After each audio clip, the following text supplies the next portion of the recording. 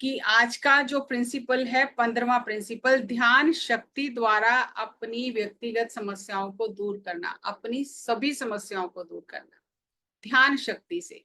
अब पहले भी 2-3 जगह हमने ये प्रिंसिपल्स में डिस्कस किया कि 3 तरह के रोग हैं, आहार के, व्यवहार के और कर्म योग। आहार के रोग आपको खाना पाना ठीक करने से ठीक हो जाते हैं। व्यवहार के रोग आपका विचार शुद्ध होने से, ठीक होने से व्यवहार के रोग चले जाते हैं। कर्म रोग जो होते हैं, ध्यान से उन रोगों का भी निवारण हो जाता है, क्योंकि ये बात हमने की थी कि 3 तरह के जो हमारे कर्म हैं, संचित कर्म, क्रियामान कर्म और प्रारब्ध कर्म। तो प्रारब्ध कर्म भोगने पड़ते हैं, संचित और क्रियामान कर्म जो होते हैं वो नाश हो जाते हैं।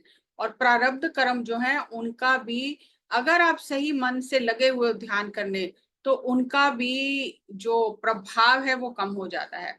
अब ये सर ने तो वन लाइनर दे दिया, लेकिन आप देखो कि आज के समय में इतनी रिसर्च चल रही है फॉरेन में कि ये डॉक्टर जॉय डिस्पेंजा है, इनकी बुक है यू आर द प्लेसिबो, कि तुम खुद ही वो दवा हो जो खुद को ठीक कर सकती है।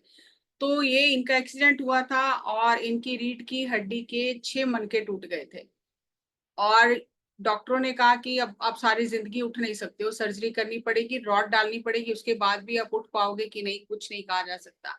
तो ये डॉक्टर थे, यंग एज थी, तो इन्होंने कहा नहीं, मुझे सर्जरी नहीं करानी है, मुझे खुद को खुद ही हील करना है अपनी ब्रेथ एनर्जी से। सबने इन्हें बहुत समझाया कि पागल हो गए हो, डॉक्टरों की ऐसी बातें कर रहे हो। तो इन्होंने कहा नहीं, मुझे डिस्चार्ज कर दो। ये घर आ गए। आप खुद सोचो, इतने बड़े एक्सीडेंट के बाद ये इतनी हिम्मत रखना, इतने पेन में वापस आ जाना कुछ किए बिना। और फिर इन्होंने ब्रेथ को पकड़ा कि माँ के गर्भ में सांसें चल रही होती हैं, बच्चा जिंदा रहता है और इन सांसों से बच्चे का निर्माण होता है और फिर वो बच्चा गर्भ से बाहर आता है तो सांसें ही उसका जीवन चलाती हैं। जब सांसें खत्म हो जाती हैं तो जीवन खत्म हो जाता है। इसका मतलब ये हुआ कि सांसें ही जीवन चला रही हैं, सांसों की शक्ति से जीवन चल रहा है। तो अगर चल रहा है तो सांसें ठीक भी कर सकती हैं। जब बना सकती हैं एक शरीर को माँ के गर्भ में, तो ठीक कैसे नहीं कर सकती। तो इन्होंने अपनी सांसों के साथ रहना शुरू किया। जब भी इन्हें कोई नेगेटिव थॉट आता था, उसको हटा के फिर सांसों के साथ, फिर सांसों के साथ, ऐसे 6 हफ्ते करते करते ये बस यही देखते थे कि मेरी सारी हड्डियां एकदम सीधी जुड़ गई हैं और मेरी ये ब्रेथ एनर्जी जो है इसे रिपेयर कर रही है मेरी बॉडी को। जब ये बना सकती है तो ये रिपेयर भी करना जानती है। तो 6 हफ्ते में उनकी रीढ़ की हड्डी ठीक हो गई और आज आप वर्कशॉप देखो, इतने वर्कशॉप्स ले रहे हैं वो, यूट्यूब पे आपको मिल जाएंगे। इसी तरह से you can heal your life, Louise L Hay की बुक है, जिसमें उन्होंने अपना कैंसर 3 वर्ड से ठीक किया, ऑल इज वेल। और फिर इतनी रिसर्च की कि बीमारी होती क्यों है, तो सोच से बीमारी होती है। सोच को बदलोगे तो बीमारी बदल जाएगी।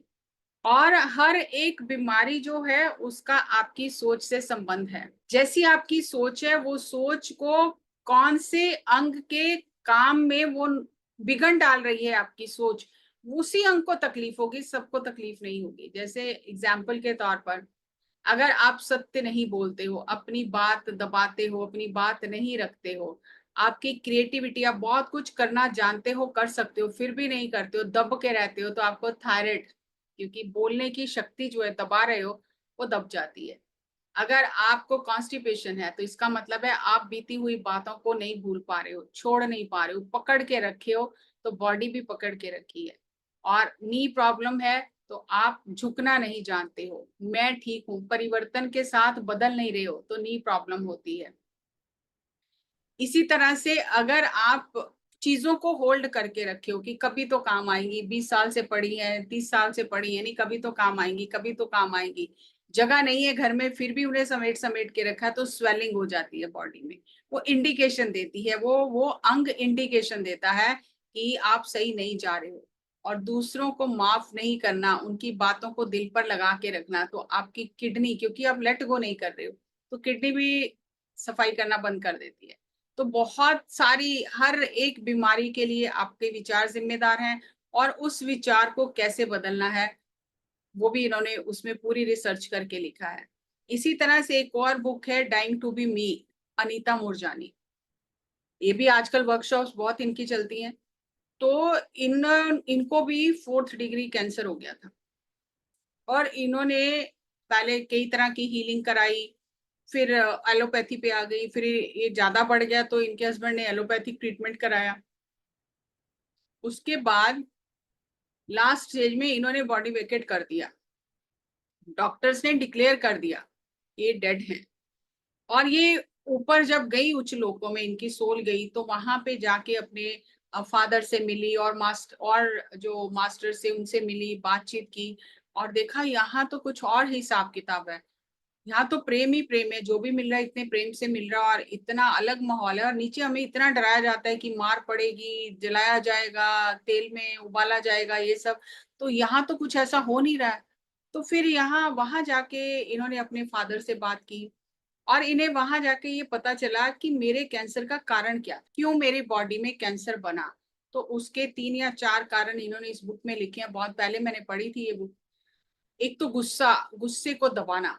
एक सेल्फ लव की कमी, दूसरों को ज्यादा इंपॉर्टेंस देना और खुद से प्यार नहीं करना। सेल्फ लव की कमी, सेल्फ क्रिटिसिज्म, अपने आप को क्रिटिसाइज करते रहना कि मैं बेकार हूँ, मुझे कोई प्यार नहीं करता, मैं हूं ही ऐसी, मेरे साथ ऐसे ही होना चाहिए।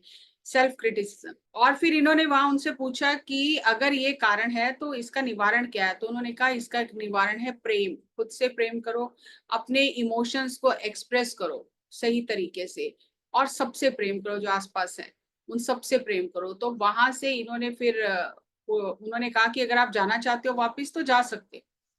तो इसने कहा कि मैं बीमार बॉडी में क्या जाके क्या करूंगी। तो उन्होंने कहा जैसे ही आप जाने का सोचते हो अगर, और आपकी सोल एंटर करेगी बॉडी में, तो आपकी बॉडी हील हो जाएगी, कोई कैंसर का ट्रेस भी नहीं रहेगा। तो इनको ये लगा कि ये चीजें तो जाके दुनिया को बतानी चाहिए, हमें तो गलत चीजें पढ़ा दी जाती हैं कि बड़ों की बात मानो, मुंह मत खोलो, अपने आप को आगे मत रखो, दूसरों की सेवा में खुद को लगा दो। तो हमें तो ये सब सिखाया जाता है, लेकिन ये तो चीजें गलत सिखा दी गई हैं, और इसीलिए मेरे बॉडी में कैंसर डेवलप हो गया। तो फिर इन्होंने वापस आकर बॉडी में एंटर किया, तो सारे इंस्ट्रूमेंट चल पड़े। फिर धीरे धीरे इनकी रिकवरी हुई, और सारे टेस्ट हुए, और कैंसर का कोई नाम निशान नहीं था। फिर इन्होंने ठीक होके धीरे धीरे लोगों को बताना शुरू किया कि मेरे साथ क्या हुआ था, वर्कशॉप्स लेने शुरू किए, और आज भी ये वर्कशॉप्स ले रही हैं। तो हम अपने आप को हील करने की इस आत्मा में शक्ति है। ये तो मैंने आपसे कुछ एग्जाम्पल शेयर किए हैं। और दादी जानकी जो हुई है ब्रह्म कुमारी की, जो व्यवस्थापक जो रही हैं, जो सब देखती थी, उनको इतनी वो मेडिटेटिव स्टेट में रहती थी 104 साल की उम्र में भी, कि उनके ब्रेन वेव्स हमेशा डेल्टा स्थिति में रहती थी। और आप जानते हो डेल्टा स्थिति में सिर्फ काम के 2-4 विचार आते हैं और कोई विचार नहीं आते। और उनके पाँव में कील ठोक के देखे गए, सारा दिन उन्हें कई दिन तक इंस्ट्रूमेंट्स लगा के रखे गए कि कब इनकी ब्रेन वेव्स बदलती हैं। वो इतनी शांत चित्त रहती थी कि उनकी ब्रेन वेव्स कैलकुलेशन करते हुए, लोगों से बात करते हुए, ध्यान करते हुए, हर समय एक समान रहती थी। फिर उनके पाँव में कील ठोके गए कि अब इन्हें दर्द के मारे इनका ब्रेन जो है उसकी वेव्स बदल जाएंगे, तो भी नहीं बदली। तो उन्हें the most peaceful women of the world का अवार्ड दिया गया।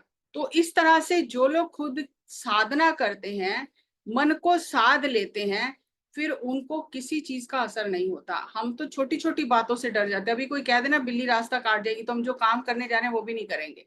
हम इतने कमजोर हो चुके हैं, हमारी आत्मा इतनी कमजोर हो चुकी है। अगर कोई कह देना कि अरे आप वो बहुत सुंदर हो, तो बस मेरे मन में आ जाएगा अरे आज तो जरूर नजर लग जाएगी। और फिर क्योंकि वो एनर्जी ऐसी, मैं फियर एनर्जी क्रिएट करूंगी तो कुछ हो जाएगा, और मैं कहूंगी देखा नजर लग गई है लोगों की। तो हम इन छोटी छोटी बातों में उलझ के अपनी एनर्जी को खराब कर लेते हैं। तो सर ने कहा कि आपके अंदर इतनी शक्ति है, आप हर एक समस्या का समाधान अपनी ध्यान शक्ति से कर सकते हो। किसी के पास जाने की, किसी से पूछने की जरूरत ही नहीं है हमें। हमें खुद पे भरोसा नहीं होता, अपनी आत्मा पे भरोसा नहीं होता, अपने गुरु पे भरोसा नहीं होता कि गुरु कह रहा है तुम कर सकते हो, तो मैं उस पर भरोसा तो रखूं। हमें लगता है कि अरे इस गुरु से तो कुछ हुआ नहीं, अब किसी दूसरे गुरु के पास चलें, किसी दूसरे संत के पास चलें, वो शायद कुछ कर देगा। इस डॉक्टर से कुछ नहीं हुआ तो बड़े बड़े डॉक्टर को दिखाएं। तो मैं यहाँ पे एक अपना एक्सपीरियंस आपसे शेयर करती हूँ कि ये समस्या, सर ने कहा सभी समस्याओं का। अब यहाँ देखो कि ये वर्ड समस्या अपने आप में कितना बड़ा है। यहाँ पे शारीरिक समस्या भी आ गई, मानसिक भी आ गई, बुद्धि की आ गई, आध्यात्मिक मार्ग चाहिए वो भी आ गया, हर चीज, रिलेशनशिप इशू, हर चीज इस समस्या में समा गया आपका, कि हर चीज को आप ठीक कर सकते हो ध्यान करके। नहीं तो सर लिख देते कि आप शारीरिक स्वास्थ्य पा सकते हो या मानसिक स्वास्थ्य पा सकते हो। उन्होंने कहा कि हर सभी समस्याओं का समाधान कर सकते हो, गारंटी दे दी कि सभी समस्याएं ध्यान से दूर हो जाएंगी। तो ये एक बार मेरी जब मदर फादर एक्सपायर हो गए तो उनके, क्योंकि गवर्नमेंट एम्प्लॉय थे, तो मैंने पेंशन के लिए अप्लाई किया। अब 4 साल लग गए, कोरोना का टाइम था, कभी कुछ करते करते बहुत डिले हो गया। आखिर में जब वो ओरिजिनल फाइल चंडीगढ़ के ऑफिस से, रीजनल ऑफिस से दिल्ली हेड ऑफिस आनी थी, तो मैंने अप्रोच किया। फिर वो फाइल वो दे नहीं रहे थे, खैर जैसे कैसे करके कि ये फाइल फिर हम आपको वापस कर देंगे, आप ये फाइल भेजोगे तभी पेंशन सैंक्शन होगी। तो उन्होंने वो बहुत मना कर रहे थे, डर था, फियर था, गुम हो गई तो गुम हो गई तो कौन भरेगा, कहाँ से आएगी। मैंने कहा कुछ नहीं होगा, आप भेजो। उन्होंने वो फाइल भेजी दिल्ली, और वही बात हुई, फाइल गुम हो गई। ढूंढ ढूंढ के कहीं फाइल का अता पता न चले, उसे हवा खा गई, कहाँ चली गई। कुरियर हुआ, कुरियर का नंबर मुझे दिया गया, कुरियर वाले कहते हैं ये फाइल पोस्ट ऑफिस में पड़ी है, पोस्ट ऑफिस में गई, वो कहते हैं ये फाइल तो डिलीवर कर दिया ऑफिस में, वहां पे बकायदा सिग्नेचर है जिसने ली है। जिसने ली है वो 15 दिन की छुट्टी पे है, अब 15 दिन कुछ हो नहीं सकता। मतलब मैं इतना परेशान 1 महीना रही, चक्कर काट काट के, फाइल का कहीं अता पता नहीं, और जब तक वो फाइल नहीं मिलेगी पेंशन सैंक्शन नहीं हो सकती ओरिजिनल फाइल के बिना। खैर वो लेडी आई, 15 दिन बाद फिर गई, तो वो कह रही है मैंने तो दे दिया, रिसीव किया। उसने आगे जिसको दी थी उसने उससे सिग्नेचर लिए थे, फाइल तो फिर देखा, फिर उससे जाके पता किया, तो उसने कहा कि ये फाइल तो सैंक्शन होके जा चुकी है, जब नाम उसका मेरा सेम था, एड्रेस और वो अलग था, तो मतलब ये फाइल मेरी नहीं है। तो बड़ी परेशान होने के बाद फिर मैंने रीजनल ऑफिस में फोन किया कि फाइल कौन खा गया बीच में से, कहाँ चली गई फाइल।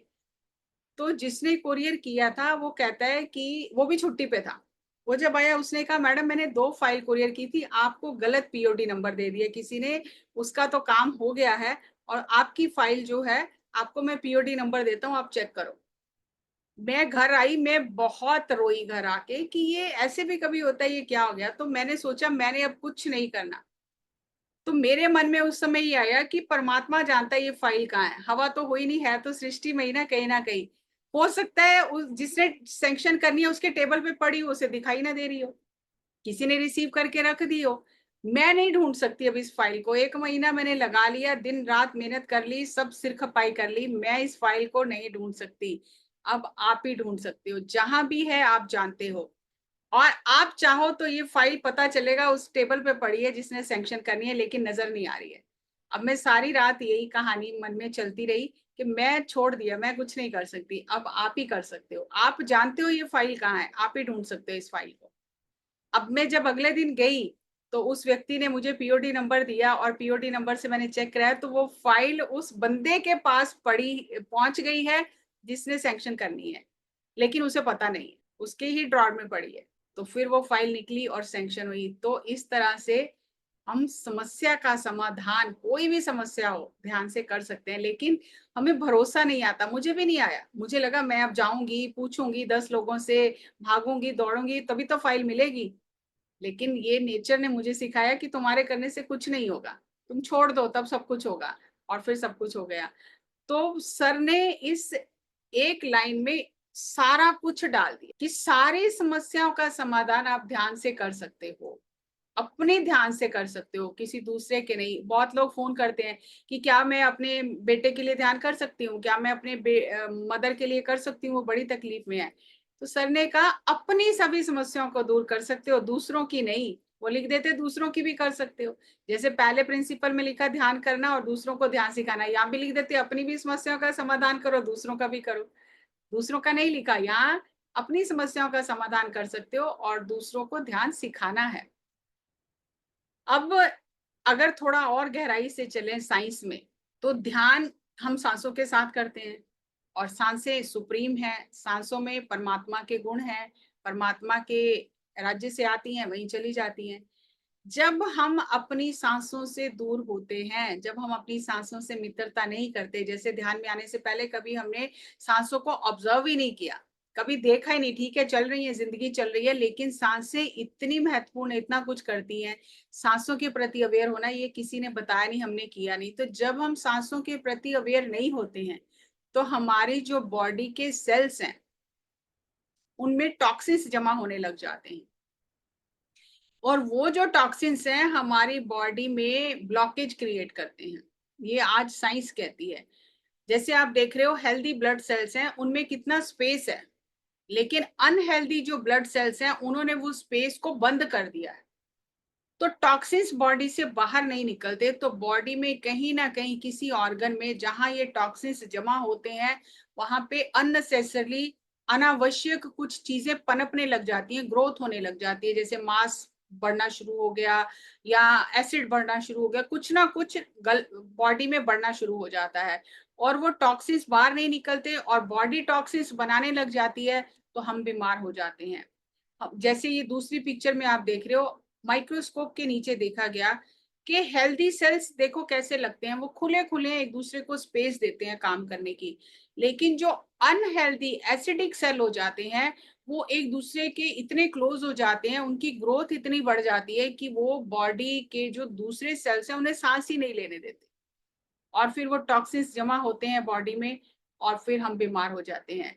तो सिर्फ ऐसी जगह पे जहां ये इतने महीन सेल हैं जो आंखों से दिखाई भी नहीं देते हैं, वहां कोई चीज नहीं पहुंच सकती है, वहां सिर्फ हमारी ब्रेथ एनर्जी ही पहुंच सकती है। और कितने भी बॉडी में टॉक्सिन्स होते हैं, जब ब्रेथ एनर्जी एक एक सेल में मूव करती है, एक एक सेल में जाती है, तो सांसों के माध्यम से टॉक्सिन्स बाहर निकल जाते हैं और हमारी बॉडी हेल्दी होने लग जाती है।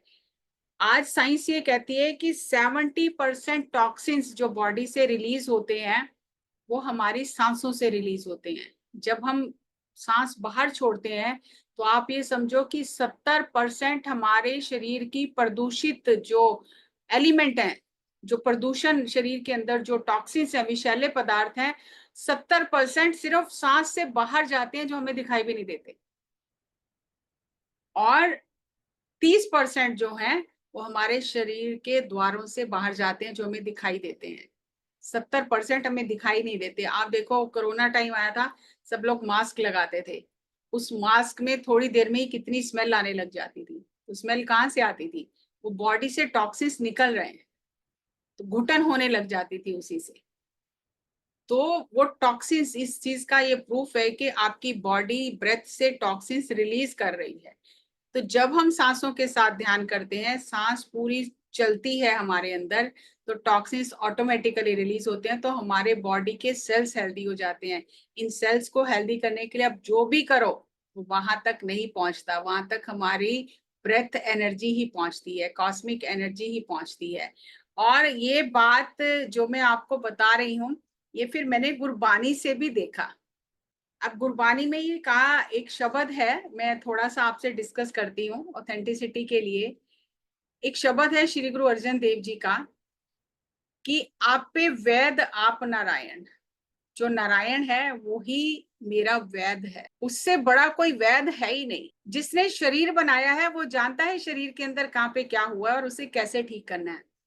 और वो कहते हैं कि ये जो बाहर के वैद हैं ये आत्मा पर और बोझ बढ़ाते हैं। ये वैद जी का दुख लायन, ये और दुख बढ़ाते हैं आत्मा का, ये जो बाहर के वैद हैं।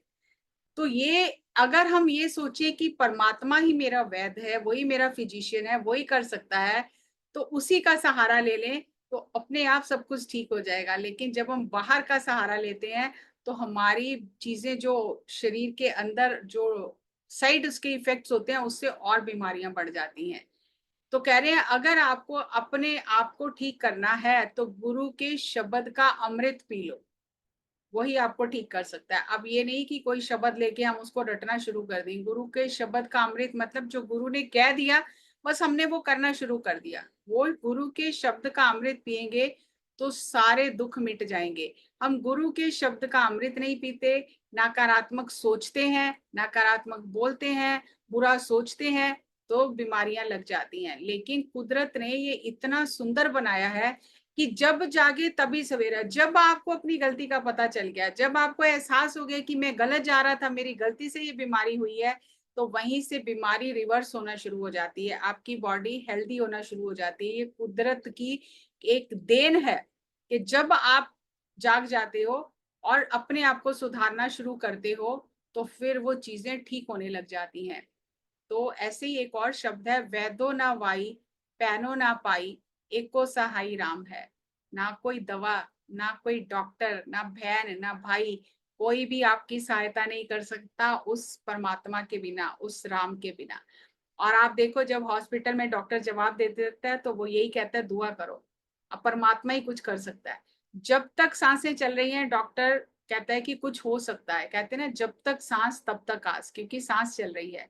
लेकिन जैसे ही सांस चली जाती है सब खत्म हो जाता है। तो वो कहते हैं कि तो पहले ही परमात्मा का सहारा ले ले, पहले ही अपने शक्ति को बढ़ा ले, अपनी ऊर्जा को बढ़ा ले, परमात्मा का सिमरन कर ले, ध्यान कर ले, जो तेरे मन की मैल को दूर कर दे। क्योंकि बीमारी का कारण पाप कर्म है, मैल है हमारे मन पे जो लगी है, आत्मा पे जो बोझ पड़ा है वही पापों का कारण है। तो परमात्मा का ध्यान धर के उस मैल को निकाल देगा। वो जो घट घट में परमात्मा बसा हुआ है, घट घट में परमात्मा है। पत्री सर कहते थे कि इस शरीर का एक एक सेल योगी है, उसे पता है कैसे काम करना है, आपकी इंस्ट्रक्शन के बिना वो काम कर रहा है। उन सेल्स में भी तो परमात्मा ही है, उन सेल्स में भी तो उन सेल्स से भी तो परमात्मा ही काम करा रहा है। तो जो घट घट में बसा हुआ है, तेरे एक एक सेल में, तेरे एक एक शरीर के रोम में बसा हुआ है, जिस जो हमेशा तेरे साथ ही है, तो क्यों ना तू उसका साथ पकड़ ले। जो कहीं आता नहीं है, जाता नहीं है, सब कुछ उसके हाथ में है। वो जो चाहे जब चाहे ठीक कर सकता है। और वही हमारा रखवाला है, वही संत जनों के प्राणों का आधार है। तो उसे अपने प्राणों का आधार मान ले, बना ले। और उसे प्राणों का आधार बनाने के लिए हमें क्या करना है, हमें वो जो प्राण हमें दिए हैं उसने, जो बह रहे हैं हमारे भीतर, उसके साथ एक हो जाना है। तो जब हम प्राणों के साथ एक हो जाएंगे तो अपने आप ये प्राण ऊर्जा, ये प्राण शक्ति हमें परमात्मा के निकट कर देगी, हमारे निकट कर देगी, और हमारे मन को, बुद्धि को, शरीर को, आत्मा को स्वस्थ कर देगी। तो पत्री सर ने तो वन लाइनर दिया है, लेकिन मैं बहुत शॉर्ट किया है आपको बताने के लिए। समझ आपको आ गया होगा सब कुछ कि ये किस तरह से उन्होंने गागर में सागर भर दिए, सागर से भी ज्यादा। ये हमारे समझने की बात है कि हम कितना समझते हैं। सो जो मुझे समझ आया मैंने आपके साथ शेयर किया। इतनी साइंटिफिक रिसर्च है, ग्रंथों में लिखा हुआ है। मैंने आपको गुरबानी का बताया, तो ये तो उसमें भी लिखा हुआ है, वेदों में भी लिखा है, या शायद गीता में भी लिखा हुआ है कि पूर्व जन्म कृतम पापम व्याधि रूपेण पीड़ियते। पूर्व जन्म के किए पाप ही रोग बन के शरीर पे आते हैं, और फिर उन रोगों का निवारण गौतम बुद्ध ने कहा कारण है, रोग का तो निवारण भी है। तो उसके लिए अष्टांग मार्ग दिया। तो अष्टांग मार्ग जो दिया उन्होंने, कितनी साइंटिफिक रिसर्च करके दिया कि आपकी सोच सही होनी चाहिए, दृष्टि सही होनी चाहिए, भोजन सही होना चाहिए, विचार सही होने चाहिए। जो धन कमा रहे हो, जिससे आप खाना खा रहे हो धन कमा के, वो भी सही होना चाहिए। सही तरीके से आपको धन कमाना है, धन भी आपको गलत तरीके से नहीं कमाना है, धन भी आपको सही तरीके से कमाना है, सही तरीके से ध्यान करना है। गौतम बुद्ध ने ये भी कहा, राइट मेडिटेशन, राइट कॉन्सेंट्रेशन, किस चीज पर ध्यान देना है, किस पर नहीं देना, वो भी सही होना चाहिए। क्योंकि आज साइंस ये कह रही है, where the attention goes energy flows and you create that experience in your life. तो कहाँ ध्यान देना है, कहाँ नहीं देना है, ये भी सही होना चाहिए। अगर गलत चीजों की ओर ध्यान दे रहे हैं तो वो अट्रैक्ट कर रहे हैं, अवगुण अट्रैक्ट कर रहे हैं। जैसे पहले एक सेशन में हमने कहा था कि मक्खी जो है वो ही गंदगी को देख के आती है, गंदगी अगर होगी तो मक्खी जरूर आएगी। साबुत इसके 2 टुकड़े कर। जहां गंदगी है मक्खी वहीं जाएगी। तो अगर हमारे विचार अच्छे नहीं है, हमारे भाव अच्छे नहीं है, हमारे शब्द अच्छे नहीं है, हमारे कर्म अच्छे नहीं है, तो बीमारियां तो आएंगी आएंगी। तो उसका हमें सर ने वन लाइनर दिया कि ध्यान करो। ध्यान करने से आपके विचार सही होंगे, आपके शब्द सही होंगे, आपकी भावनाएं सही होंगी, और आपका कर्म सही होंगे, तो आपका जीवन अपने आप ही सही हो जाएगा। जो मुझे समझ आया मैंने आपके साथ शेयर किया, और ये सभी गुरुओं का जो जीवन का सार है वो सर ने हमें दिया। तो thank you ji, thank you, thank you. Thank you ma'am.